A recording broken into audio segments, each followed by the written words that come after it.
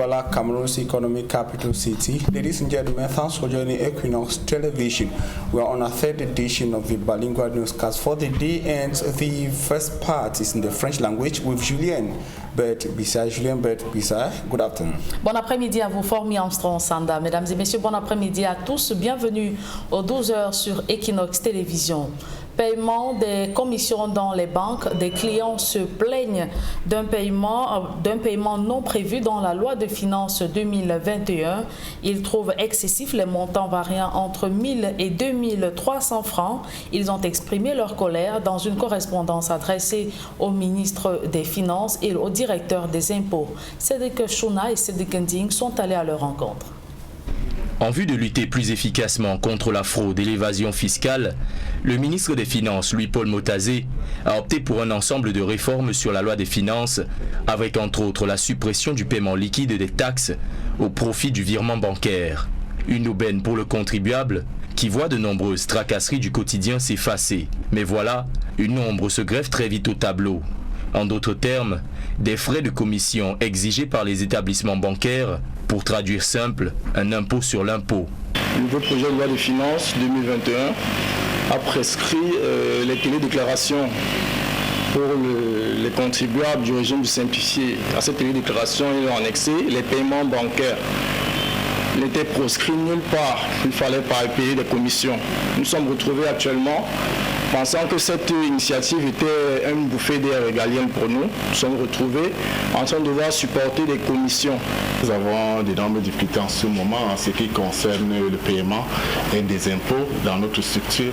Déjà, on nous a imposé d'ouvrir un compte bancaire dans une banque et non dans une microfinance, et nous devons procéder par des virements. Et chaque fois qu'on effectue un virement, on nous prélève 6 000 francs à la base, quel que soit le montant du virement. Donc le virement peut être à 5 000, mais on vous prélève 6 000 francs de frais de virement. Ça nous cause un énorme préjudice. Des plaintes qui n'auront pas échappé à l'Association camerounaise pour la défense des droits des contribuables, qui n'ont pas hésité à saisir le directeur général des impôts et le ministre des Finances. Une nouvelle spécificité de la loi des finances que le contribuable perçoit comme un caillou dans sa chaussure. Déjà, au Cameroun, l'impôt est déclaratif, comme il est déclaré, parce que chaque fois qu'on déclare même les impôts, le chef de centre dit non, vous devez payer plus. Ce n'est pas vous déclarer par exemple ce que vous avez effectué comme travail en un mois. Et le chef de centre vous dit que non, ce n'est pas le montant. Il vous impose un montant à déclarer. Et ce qui n'est pas normal, l'impôt n'est plus déclaratif. On nous dit plus ce qu'on a travaillé, mais c'est le chef de centre qui nous impose le montant à payer. Auparavant, le contribuable savait, lorsqu'il se rend aux impôts, il fait ses opérations, il fait son opération fiscale, et il rentre. Il revient le lendemain ou il revient le même jour, il récupère ses quittances. Il gagnait en temps, gagnait en argent, c'est-à-dire en coût de transport. Aujourd'hui, il faut faire la télédéclaration. Je vais prendre un exemple simple. Je me retrouve en train de payer un principal d'impôt et en plus des commissions à hauteur de 20 à 30% de ce montant. C'est assez lourd pour le contribuable. Un avis partagé par un expert de la question fiscale. Est-ce que le système qui a été mis en place pour lutter contre les fraudes fiscales devrait permettre plutôt que ce soit une nouvelle charge pour les contribuables? Nous pensons que non. Ce dernier pense entre autres qu'au-delà de cette volonté d'assainir l'environnement fiscal au Cameroun, l'État devrait également prendre ses responsabilités en adossant la charge des commissions prélevées par les établissements bancaires. Il faudrait plutôt que le ministère des Finances, qui ici ou la gestion des impôts, qui est chargé du recouvrement des impôts, qui ici se comporte comme un client, c'est-à-dire qu'il y a un compte, négocie avec les établissements de crédit pour pouvoir lever cette injustice auprès des contribuables consommateurs. Si ce paiement est fait par virement bancaire, que ce soit l'État qui assume ou qui supporte les frais de la commission. En attendant une prompte réaction du ministre des Finances, l'Association camerounaise de défense des droits des contribuables continue de s'indigner face à ce qu'elle taxe d'arnaque fiscale. Et dans le département de l'Océan, les populations dénoncent la malhonnêteté des entrepreneurs et maîtres d'ouvrage. Ils ont, alors que des chantiers sont à l'abandon depuis plusieurs mois, ils ont surgi à l'arrivée du ministre de l'Habitat et du Développement urbain. Une fois la visite terminée, les prestataires ont à nouveau disparu. Voici ce que nous reporte notre reporter Josepha Benavena. Madame le ministre de l'Habitat et du Développement urbain en visite de travail à Kribi. D'après l'annonce officielle, dans ce chantier, les ouvriers et même l'entrepreneur semblent bien assidus au travail. Madame le ministre fait quelques remarques de routine relatives au respect des délais d'exécution. Malgré l'enthousiasme qui anime la délégation ici, certains villageois restent indignés. Je suis Ngalo Nicolas, je suis autochtone de ce village. Tout ce que les gens se sont en train de faire, c'est le folklore. Ils n'ont jamais rien travaillé. Ce n'est pas parce que Madame le ministre est là aujourd'hui qu'ils vont venir mettre leur gros choisible pour nous voiler les yeux. Il faut qu'on arrête ça. Nous sommes dans un pays là où tout doit aller dans les normes des choses. Ce que ces gens se sont en train de faire, c'est le vol. On ne veut pas ça chez nous. Nous, on veut que tout aille bien. Parce que nous sommes dans un pays là où on veut l'émergence. Au lendemain de la visite de Madame le ministre ici, plus d'ouvriers et plus de travail dans les chantiers. Le Cameroun ne peut pas se développer avec les mises en scène, avec le théâtre. Ici, à cet endroit même, hier, vous avez vu une foule ici. Le ministre du Développement urbain et de l'Habitat était ici, avec toutes les autorités de la ville. Vous avez vu le chef de ce chantier, l'entreprise en charge de ces travaux. Le responsable était sur place, les ouvriers s'affairaient. Et qu'est-ce que vous voyez 24 heures après? Ben rien. Ça prouve que tout le monde s'est mis en place pour présenter des faits masqués aux Camerounais, alors que la réalité c'est que ce marché qui a été passé à Yaoundé depuis plusieurs années est en fait arrêté. Sur le terrain, les travaux n'avancent pas. La preuve, nous sommes bien un jour ouvrable et nous sommes sur le site où il y avait des ouvriers hier. Il faut essayer de regarder derrière moi, en arrière-plan, il n'y a personne. Il n'y a personne. Donc, en conclusion, il faut que les gens, les Camerounais deviennent de plus en plus sérieux, que les gens attachent de l'importance à ce qu'ils font et qu'ils comprennent que le développement est une affaire de sérieux et pas une affaire de blagueurs. Le premier marché public abandonné ici date de 2017. Il consistait à revêtir cet axe routier. Vous voyez même, vous ne remarquez même pas qu'il y a un stockage de matériel qui prouve que d'ici peu les travaux vont continuer. Parce que le reste même des graviers et de sable, les cailloux qui étaient restés, ils ont tout emporté. Ils disaient qu'ils amènent ça dans un autre chantier. C'est comme si celui-ci était déjà fini. Le second marché public date de 2020. Tous deux avaient un délai d'exécution de 4 mois. À défaut de ce qu'on aime, on se contente de ce qu'on a. C'est désormais la devise des milliers de jeunes Camerounais diplômés et non diplômés. Plusieurs d'entre eux qui espéraient un emploi décent se limitent aux métiers de subsistance tels que la coiffure ou la moto. Et c'est dans cet esprit que beaucoup vont célébrer la 55e édition de la fête de la jeunesse. Sadiq Chouna et Isabelle Carole Zoupet ont rencontré plusieurs dans la ville de Douala. Dans son salon de coiffure au quartier Akwa à Douala, ce père de famille, Armand Gadi, exerce ce métier qu'il n'a jamais ni souhaité ni rêvé faire. Formé en mécanique automobile, il a passé plusieurs années à chercher un emploi sans succès. Pour survivre, il s'est retrouvé contraint de devenir coiffeur. Je suis moi-même qui suis quelqu'un qui a fait mécanique auto. Mécanique auto après la recherche de l'emploi plusieurs années. 4 ans de chômage. Aujourd'hui, je me retrouve dans la coiffure parce que je l'ai fait dans l'enfance. Et à force de chercher le boulot sans trouver, j'ai décidé de faire un salon de coiffure. Il n'est pas le seul à se plaindre du chômage qui fait rage dans la capitale économique, comme dans tout le pays. Ouchena a arrêté ses études au secondaire, faute de moyens financiers. La jeune fille multiplie de petits métiers sans pouvoir se tirer à bon compte. Je fais le commerce dans la vie, je vends les oranges, mais ce n'est pas facile. Je sors à 8h, je rentre à 15h. C'est pas facile. Avant, je faisais le ménageur. On me payait 40 000 par mois. 40 000, il y a l'argent de transport, c'est ça. L'argent de transport, l'argent dont je veux manger. Donc, pour calculer, ça dépasse même l'argent qu'on me paye, c'est ça. J'ai laissé le travail. J'ai commencé à vendre. Mais tout cela, tout ça, ça n'est donc ne m'en sort pas. Dans cette quête pour la survie, Luc, conducteur de moto-taxi, rêvait de devenir un grand cadre, comme beaucoup d'autres jeunes. Mais aujourd'hui, la moto est son seul moyen de recours. Aujourd'hui, nous faisons dans le transport parce qu'on ne trouve pas d'autres moyens. Quand nous allons bien postuler dans certaines entreprises, on nous demande d'entrer dans des sectes. Dans les entreprises aujourd'hui, c'est le tribalisme. Alors si tu n'es pas le cousin de tel ou bien le neveu de tel, on ne peut pas te prendre dans une entreprise. Et ceux qui nous dirigent aujourd'hui nous ont abandonnés à notre triste sort. Ils nous font des promesses qu'ils ne réalisent pas. Moi, je prie que nos dirigeants reviennent à de meilleurs sentiments. Franchement, qu'ils reviennent à de meilleurs sentiments et qu'ils regardent la jeunesse camerounaise qui est en train de mourir. Tous les jeunes aujourd'hui rêvent seulement de sortir du pays parce qu'il n'y a aucun espoir ici. Vraiment, dans ce pays, moi, il y a cela 5 ans, je n'avais jamais rêvé faire la moto. Jour et nuit, ces jeunes, occupés à de petits métiers, gardent espoir de trouver un emploi digne, leur permettant de réaliser leurs rêves et améliorer leurs conditions de vie.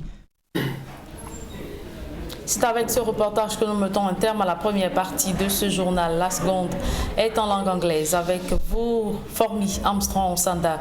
Good day once again. Good day once again, Julien Bert-Bissar. Ladies and gentlemen, good day. Thanks for joining us in the second segment of information. Properties worth millions of francs CFA is the material or estimated material loss of the fire incident at the Marfo Motor Park in Kwen in Bamenda, chief town of the northwest region of Cameroon.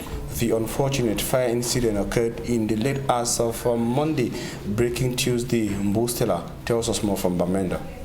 Yet another sad incident at the Marfo Motor Park in Kwen, Bamenda 3 subdivision. The majority of people here own shops around.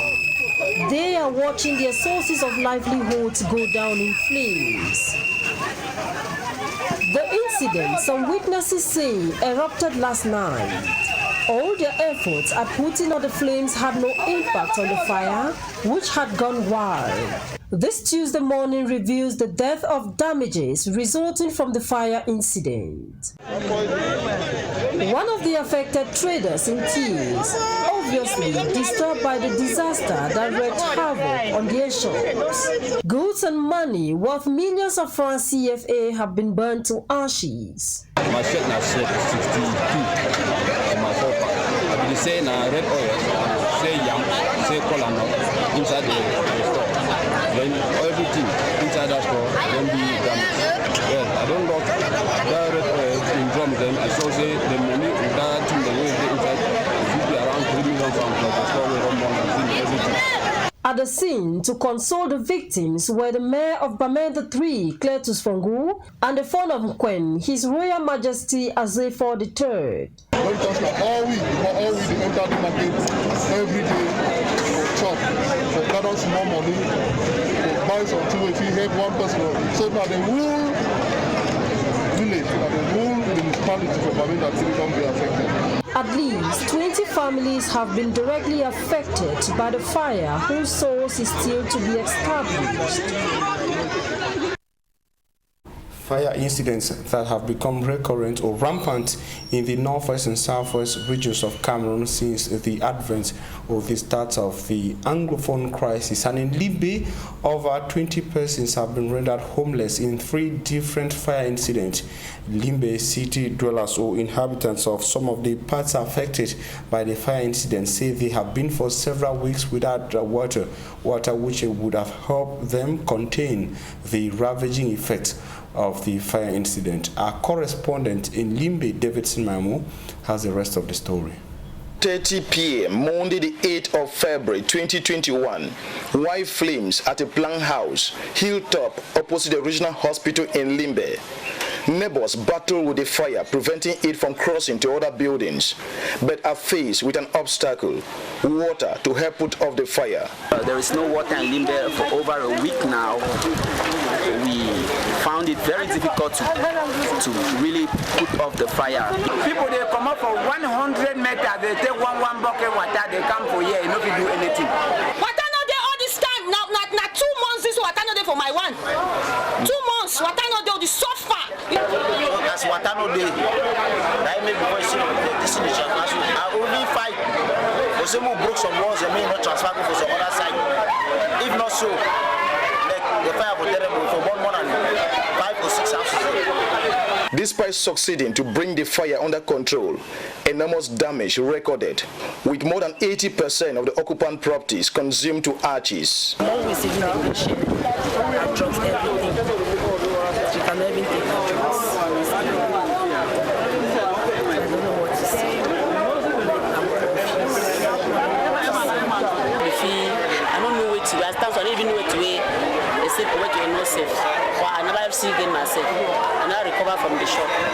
The few items successfully removed are in bad shape, with some broken, since it was all about removing and throwing far from the fire. Eyewitness suspect a lady to have left cooking oil on the gas to take her bath, since the fire started in her room. People say a lady left pot in the fire, others say maybe it's due to poor connection of the cables.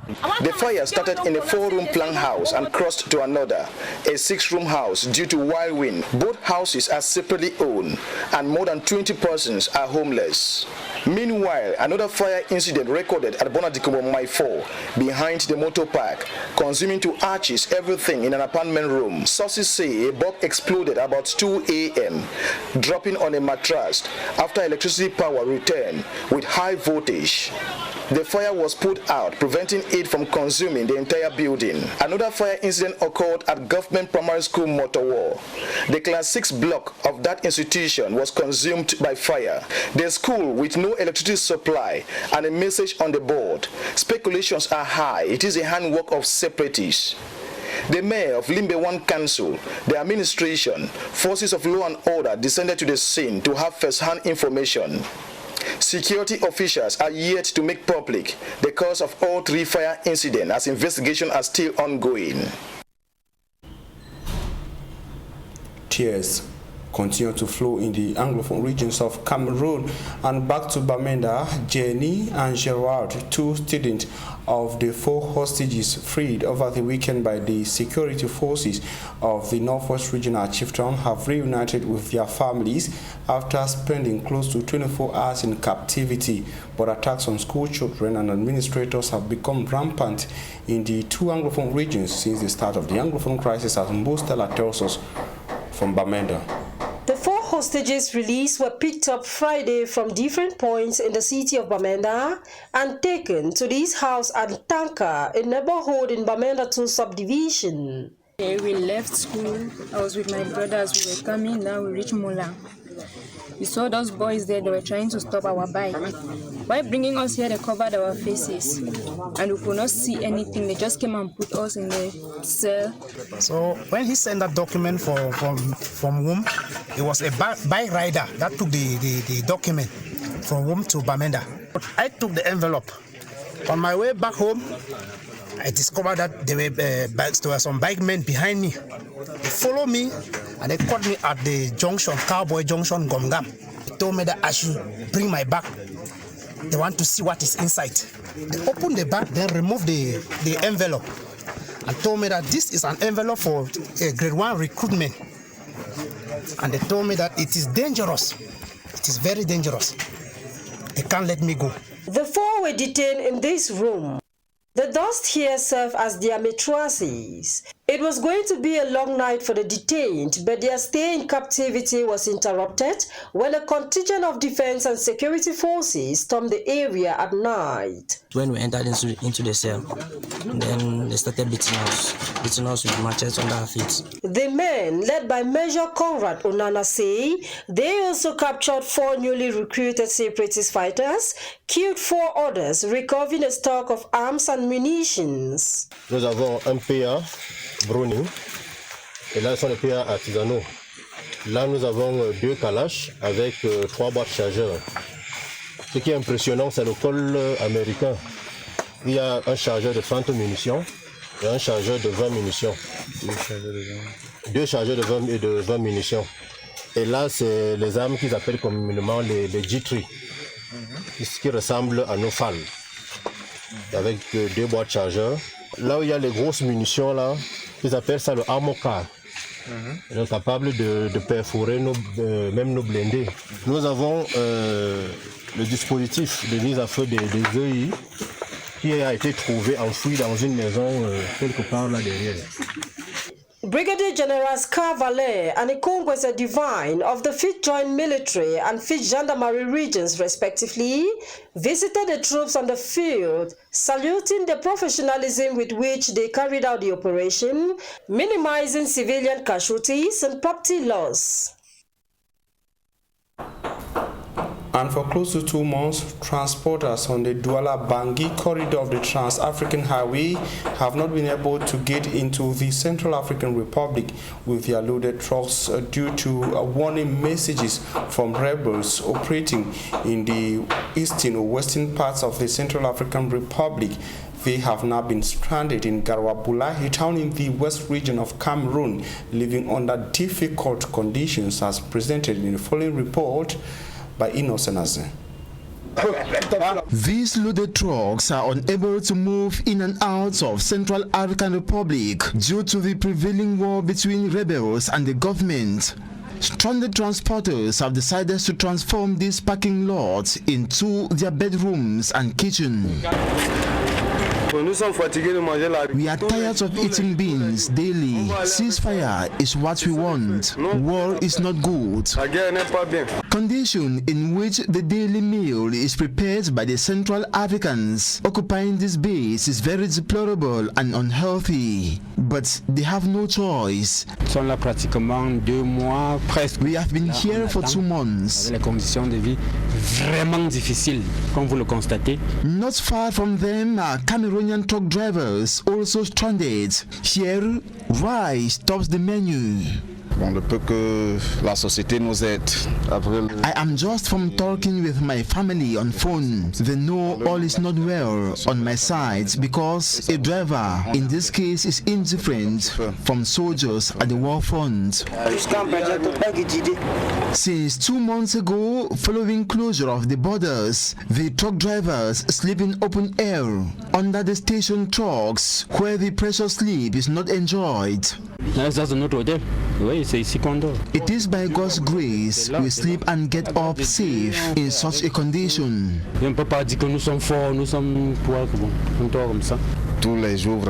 We are fortunate this place is not infested with mosquitoes. Vous voyez comment nous dormons. La voiture, tu te couches dans la chaleur, ne te laisse pas.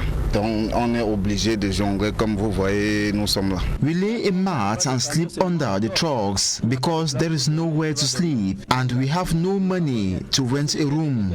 We can't abandon people's properties here. If they get missing, we will be held accountable. C'est qui est le responsable?